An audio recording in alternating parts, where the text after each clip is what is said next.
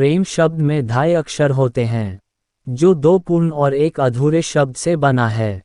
कहा जाता है कि प्रेम शब्द ही अपूर्ण है, इसलिए हर किसी को ये पूर्ण रूप से नहीं मिलता।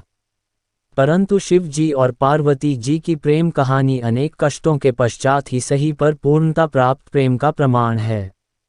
चाहे इस प्रेम को संपूर्ण होने में युग युगांतर लगे हो, इस प्रीत में पार्वती जी का कठोर तप तो शिव जी की सदियों की प्रतीक्षा समाहित है। इन दोनों जितने अद्भुत जीवन साथी आज तक कोई नहीं हुए। तीनों लोकों के स्वामी होकर भी शिव जी के पास ना स्वयं की धरा, ना ही स्वयं का आकाश रहा। बस प्रकृति की गोद में बसा कैलाश पर्वत ही उनका निवास स्थान हुआ। और दूसरी ओर पार्वती जी हर जन्म में राजकुमारी या बड़े घर की कन्या हुई। फिर भी उन्होंने अपने जीवन में शिव जी से अधिक किसी की भी चाह कभी नहीं की। शिव जी सकल सृष्टि के स्वामी, परंतु अज्ञानियों की दृष्टि में एक अघोरी से ज्यादा कुछ नहीं, पर उस दिव्य स्वरूपा देवी ने शिव जी को जो पूर्णता दी, उससे वे देवों के देव महादेव बन गए। पुराणों में वर्णित है कि पार्वती जी ने शिव जी की अर्धांगिनी बनने के लिए 108 बार जन्म लिया। अंतिम 108वीं बार में वे पार्वती जी बनी। पार्वती जी के स्वरूप से पहले उनका जन्म दक्ष प्रजापति की कन्या के रूप में हुआ। तब उस जन्म में भी उन्होंने प्रेम से वशीभूत होकर शिव संग प्रेम विवाह किया। परंतु उनके पिता प्रजापति की इच्छा रही थी कि सती विष्णु जी को वरण करें, ताकि वे सब प्रकार के वैभवों से युक्त व प्रसन्न रहे।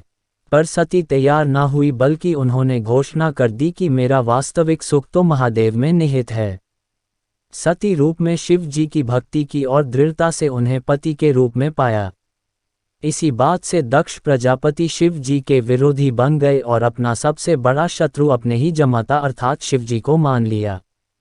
शिव जी को तुच्छ दर्शाने के लिए दक्ष ने एक महायज्ञ का आयोजन किया, जिसमें सभी देवी देवता, यक्ष, किन्नर, साधु, संत, ऋषि मुनियों को बुलाया गया, बस स्वयं की पुत्री और जमाता को छोड़कर।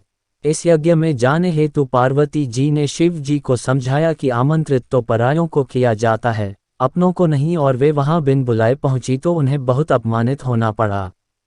उन्हें शिव जी की बात ना मानकर गलती हो जाने का भान हुआ, और जब उन्होंने शिव जी के प्रति अपमानजनक शब्द सुने तो वे यज्ञ के अग्निकुंड में कूद गई। शिव जी को जब पता चला तो उनके गणों ने यज्ञ भंग कर दिया। सती ने पुनर्जन्म में पुनः शिव जी से मिलने का वचन देकर प्राण त्याग दिए। शिव जी माता सती का मृत शरीर लिए विक्षिप्त से घूमते रहे। तब विष्णु जी ने सुदर्शन चक्र से 51 भागों में सती का तन काट दिया, जो आज भी 51 शक्तिपीठ के रूप में स्थापित है। वर्षों वर्ष शिव जी का वियोग कम नहीं हुआ, बल्कि बढ़ता ही गया। वे संसार से विरक्त हो गए। इधर सती ने वादा निभाते हुए पर्वतराज हिमवान और रानी मेना के घर पुत्री के रूप में पुनर्जन्म लिया। पर्वतराज की पुत्री होने के कारण उन्हें पार्वती नाम मिला। नारद जी ने किशोरी पार्वती जी को जीवन साथी के रूप में शिव जी को पाने के लिए तपस्या का मार्ग बता दिया। तब पार्वती जी ने अपनी सखी को हृदय की बात बताई तो उनकी सखी उन्हें घोर बियाबान जंगल में लेकर गई, जहां पार्वती जी ने अन्न जल का परित्याग करके विभिन्न कठोर से कठोर तप सहस्त्रों वर्षों तक किए। तब शिव जी ने सप्तऋषियों को पार्वती जी को समझाने के लिए भी भेजा।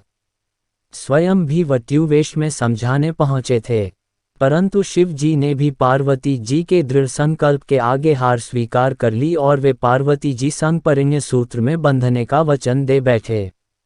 इस वचन को शिव जी ने फाल्गुन मास कृष्ण पक्ष की चतुर्दशी अर्थात शिवरात्रि पर पूर्ण किया। शिव और शिवा का महामिलन शिवरात्रि को हुआ, इसलिए ये दिन महाशिवरात्रि बन गया। कितनी कठिनाइयों को सहन करते हुए महलों की राजकुमारी पार्वती जी पर्वतवासिनी बन गई।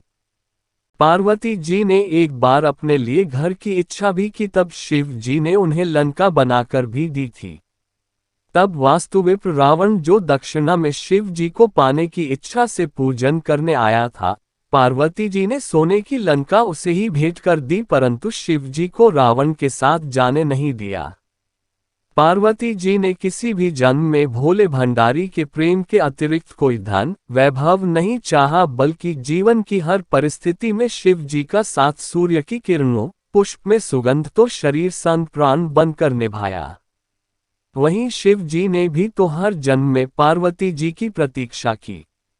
शिव जी जो गले में मुंडमाला पहनते हैं, वो पार्वती के हर एक जन्म का ही तो प्रतीक है, जिसे वे हृदय से लगाए रखते हैं। वास्तव में पार्वती जी अनेकों कठिनाइयां सही तो शिव जी ने भी अथाह वियोग सहा। जिसे सभी कुछ सरलता से प्राप्त हो जाए, उनका जीवन कभी पूजनीय नहीं बनता। अंततः दोनों ने संपूर्ण प्रेम की परिभाषा गढ़ दी। आज के युग में जहां प्रेम प्रीत के मायने बदल गए हैं, जहां प्यार का स्थान अर्थ भोग विलास ने ले लिया है, वहां शिव शिवा का निश्चल निस्वार्थ अडिग प्रेम सभी के लिए प्रेरणादायी है।